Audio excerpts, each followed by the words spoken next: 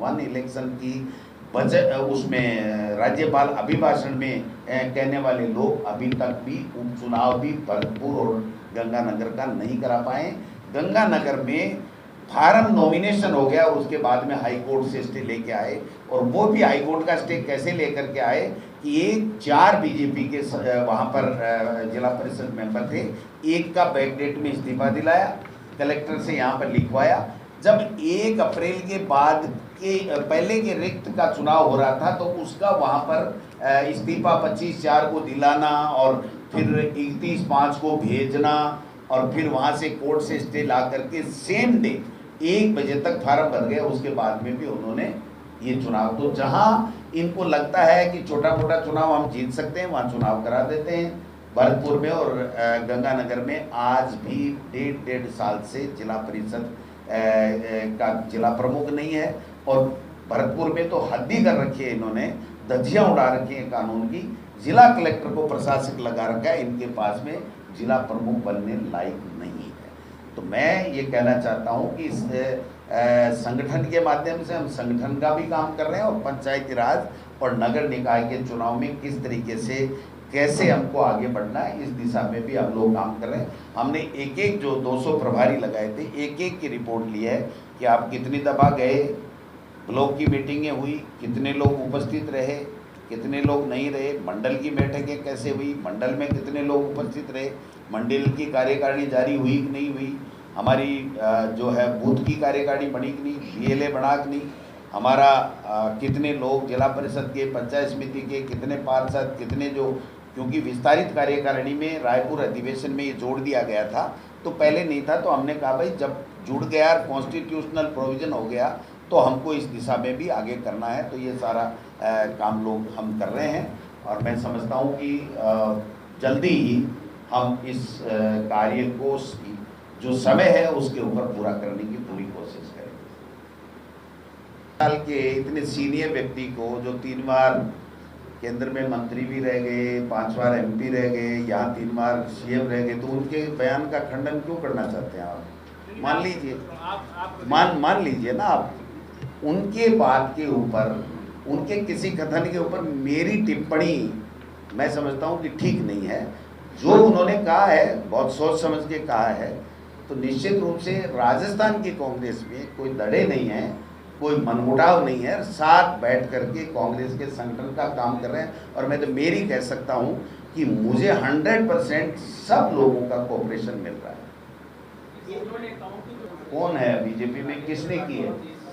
राजेंद्र जी राठौड़ तो देखो अभी भूमिगत हैं, वो तो परिसीमन में तोड़ फोड़ में लगे हुए हैं, रिजल्ट क्या आता देखते हैं। लेकिन मदन राठौड़ जी को तो मानता ही नहीं है कोई बीजेपी में। आप बताओ कोई मानता है? अगर मानता तो RS मेंस की भर्ती को निरस्त कराने के लिए, वो एग्जाम को निरस्त कराने के लिए आके कह गए मेरी सब जगह बात हो गई, ऊपर हो गई, नीचे हो गई, और वो कल एग्जाम हो रही है। तो बीजेपी के प्रदेश अध्यक्ष की जिस पार्टी में ये हालत हो, और मुख्यमंत्री जिसके लिए उनके मंत्री कहते हैं कि मुख्यमंत्री जी ने कहा कि हम निरस्त करा देंगे, तो फिर ये बीच में तीसरी चीज आ कौन रही है? इसका मतलब जो हम कह रहे हैं कि न मुख्यमंत्री की चलती है न प्रदेश अध्यक्ष की चलती है। बीजेपी में पर्ची से काम होते हैं या खर्ची से काम होते हैं, तो ब्यूरोक्रेट्स भी लगे हुए हैं और दिल्ली से पर्चियाँ आती हैं वो लोग भी लगे हुए हैं, दिल्ली के लोग भी लगे हुए हैं। बाकी यहाँ पर तो मुझे तो लगता नहीं। किरोड़ी लाल मीणा साहब भी कह रहे हैं, मैंने भी कह दिया, 2 मुख्यमंत्री कह रहे हैं, 40 विधायक कह रहे हैं, और रिजल्ट 0 आ रहा है। तो आप समझ सकते हो कि किस बीजेपी की बात कर रहे हैं। वो उनको अधिकार ही क्या है हमारी पार्टी के बारे में टिप्पणी करने का? वो तो अपनी देखें, और राज में वो हैं, जवाबदेही उनकी बनती है कि आपका ये जो कुशासन है, आपके जो माफिया हावी है, आपका ब्यूरोक्रेट्स हावी है, आपसे IAS की लिस्ट निकलती नहीं, RS की लिस्ट आपके ट्रांसफर की निकलती नहीं, बैन होते नहीं, मंत्रिमंडल विस्तार होती नहीं, पर्चियाँ बदलने की रोज़ाना अफवाहें आती हैं या सही आती हैं, रोज़ाना न्यूज़ें दिल्ली से आती रहती हैं। तो उसको संभालो ना। प्रदेश का लोग पानी के लिए, बिजली के लिए, बेरोजगार नौकरी के लिए तड़प रहा है, और आप लोग इधर उधर की बातें करके अपना समय व्यर्थ कर रहे हो और दूसरे पे टिक्का टिप्पणी कर रहे हो। ठीक नहीं। देखिए, हम जल्दी प्रयास कर रहे हैं कि जो नए जिले बने हैं उसमें जिलाध्यक्ष बने और संगठन को अलग से उसको मजबूती मिले। तो इस दिशा में शीघ्र ही जो दिल्ली जाकर के हमारे प्रभारी जी, तीनों सह प्रभारी और हम लोग पार्टी हाईकमान से मिलकर के चर्चा करेंगे और इस दिशा में आगे बढ़ेंगे। हम तो साहब प्लान ही नहीं कर रहे हैं, इनके लिए संघर्ष भी कर रहे हैं, चर्चा भी कर रहे हैं। जो ये संविधान तोड़ रहे हैं, इनकी चलती नहीं है, इनके कोई निर्णय करने की क्षमता नहीं है। जो पपेट बैठा करके पूरे राजस्थान का सत्यानाश कर दिया, जनादेश का अनादर कर दिया, उसके लिए भी रोजाना बात करते हैं। संविधान बचाओ की रैलियां कर रहे हैं, जिलों में जा रहे हैं और कर रहे हैं। इन युवाओं के लिए डेली बात करते हैं कि इनके आप निर्णय तो कीजिए, कोई भी निर्णय कीजिए, निर्णय कीजिए। जब 2 उप मुख्यमंत्री और 40 विधायक और मंत्री लिख दे और इनका एक कैबिनेट मंत्री जाकर के वहां पर आश्वासन दे आए और इनका प्रदेश अध्यक्ष आश्वासन दे आए और उसके बाद में रिजल्ट 0 आए, तो मैं तो कहता हूँ डूब के मर जाना चाहिए। कौन नहीं गए? मदन राठौड़ नहीं गए?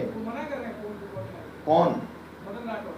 पर्ची आ गई होगी कि तेरे को मना करना है, वरना तो हमने और आपने तो देखा था कि वो बच्चों में खड़े होकर के मुस्कुरा के कह रहे थे जहाँ पहुँचानी थी बात पहुँचा दी है, जहाँ पहुँचानी थी पहुँचा दी है। वो अगले ने नहीं झेली या इन्होंने बात नहीं फेंकी, मुझे तो पता नहीं। लेकिन ये दुर्भाग्य है कि इस तरीके का स्टफ आ गया और ये लोग सरकार में बैठे हैं जो कोई जवाबदारी नहीं है, कोई बात ही नहीं है, कोई निर्णय की बात ही नहीं है। आप बताइए, वरना पहले दिन कह देते कि नहीं ये एग्जाम समय पे होगी, हमारा ये टाइम टेबल है। एक तरफ मैं एक बात पूछना चाहता हूँ, ये बच्चों को धोखा क्यों देते हैं? एक तरफ ये कहते हैं कि आरपीएससी यूनानिमस बॉडी है, माध्यमिक शिक्षा बोर्ड यूनानिमस बॉडी है, कर्मचारी चयन आयोग यूनानिमस बॉडी है, और उसके बाद में इनके नेता आके कहते हैं हम निरस्त करा देंगे, हम किसका देंगे। तो इसका मतलब आप चला रहे हो, हम पे तो आप झूठे आरोप लगाते थे। ये होते कौन है किसी भी संस्था को ये लिख करके देने वाले? मुख्यमंत्री या संतरी या प्रदेश अध्यक्ष कि आप ये करा दीजिए, तो फिर इसका मतलब हम पे जो आरोप लगाते थे वो तो केवल आरोप थे,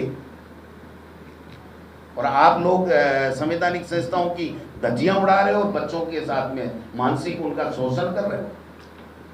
आपको जवाब देना पड़ेगा। सवाल ये है कि कांग्रेस हो रही है कमजोर। अब देखिए साहब, वो तो एक कहावत थी। वैसे तो मैं तो वो बंदर हैं क्योंकि वो मेरे बड़े भाई हैं, आदरणीय हैं, 7 बार के विधायक हैं, बहुत ही अनुभवी हैं, लेकिन वो अभी राजस्थान की विधानसभा लोकसभा में नहीं है, तो उनको पार्टी ने काम दिया होगा। बट पार्टी में दिया हुआ काम पार्टी तक सीमित हो रहना चाहिए। सीएमओ, नगर निकाय के अधिकारी और पंचायत राज के अधिकारियों तक उनकी चिट्ठियां जाकर के अगर कोई पंचायतों को नियम विरुद्ध तोड़ मरोड़ किया जाता है, नगर पालिकाओं को तोड़ मरोड़ किया जाता है, तो वो गलत है और वो गलत काम वो कर रहे हैं।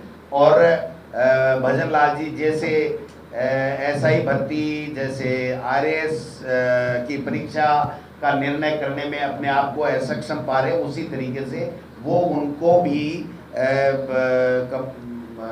रोकने में वो अपने आप को ऐसा ही महसूस कर रहे हैं। राष्ट्रा जी, राजस्थान में गहलोत सरकार के कार्यकाल में एक योजना शुरू हुई थी लड़कियों और महिलाओं के लिए उड़ान नाम की। पिछले करीब 9 महीने से ज़्यादा समय से गांव झाड़ियों में राजस्थान में उसके तहत महिलाओं को, लड़कियों को सैनिटरी नैपकिन्स मिल रहे थे, वो ना तो डिस्ट्रीब्यूट किए जा रहे हैं, ना ही योजना को बंद किया गया है। क्या आपको लगता है कि ये देखिए, इनका काम ही नहीं है ये कि भाई जनता के लिए कोई कल्याणकारी योजना लाएं या जो कल्याणकारी योजना पहले की सरकार की चल रही है उसको और ज़्यादा मजबूत करें, कोई कमी खामी तो ठीक रहे। इनका काम ही नहीं है ये। इनका तो काम है एक दूसरे की गोभी खोदना है। बीजेपी में एक दूसरे की गोभी खोदने में लगे हुए हैं। सबको एक भय है कि दिल्ली से कब किसकी पर्ची आ जाए, और उस पर्ची के चक्कर में अगर हमारा मंत्री या मुख्यमंत्री ये कहने लग जाए कि यार मेरे से डायरेक्ट फ़ोन पे बात मत किया करो, मेरा फ़ोन दिल्ली वाले सुनते हैं, तो आप समझ सकते हो कि उस प्रदेश का क्या हाल होगा।